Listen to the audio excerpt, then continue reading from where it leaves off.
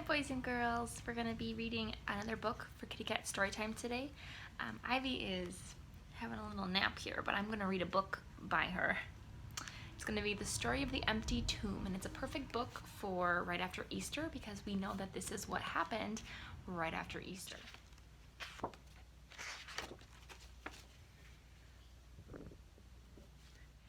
When Jesus was laid by his friends in a tomb, right after he suffered and died, that garden became a good place for the mourners to come as they prayed and they cried. A woman named Mary came first with some spices. His body she wanted anointed. The stone was rolled back and his body was gone. She ran from there so disappointed. She hurried to Peter and John, crying out, "They've taken the Lord from the tomb!" So Peter and John did not wait for a moment. They dashed right on out of that room.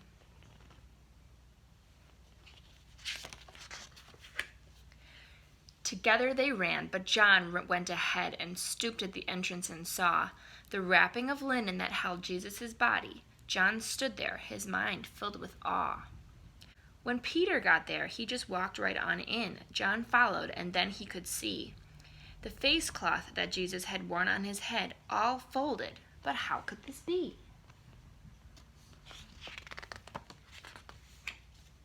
They went home believing, but Mary stayed there. While weeping, she stooped and peeked in. And there, dressed in white, were two angels from heaven, just sitting where Jesus had been. "Oh, why are you weeping, dear woman?" they asked. She said, "I need to know where. They took my Lord's body. It's gone from its place." Then turning, she saw Jesus there. But Mary was thinking, "He must be the gardener." She asked him where Jesus was taken. Then Jesus said, "Mary." Her eyes opened wide. She knew she had not been forsaken. "Oh, teacher," she cried. But then Jesus said, "No, don't cling to me now, for you'll see. I must soon ascend to my Father and God. Go tell all my brothers for me."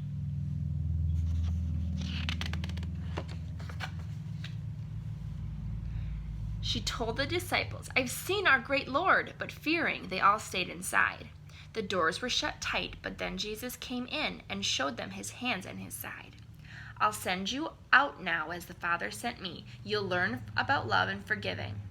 Receive of my Spirit, he'll teach you these things." They spread the good news. He is living.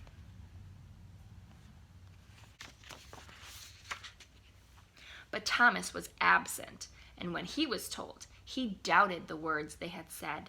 "Unless I can touch his nailed hands and his side, I must still believe he is dead." Then 8 long days later, the Lord came and said, "Now Thomas, come place here your fingers. Believe when you touch my hands and my side. Will doubts continue to linger?" Thomas didn't believe until he'd actually touched Jesus himself. "My Lord and my God," Thomas shouted out, crying. But Jesus said, "Now you believe?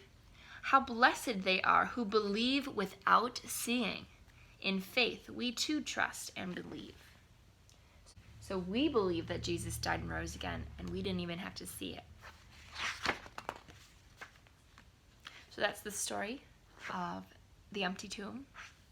I hope you enjoyed Kitty Cat Storytime today. Bye, guys.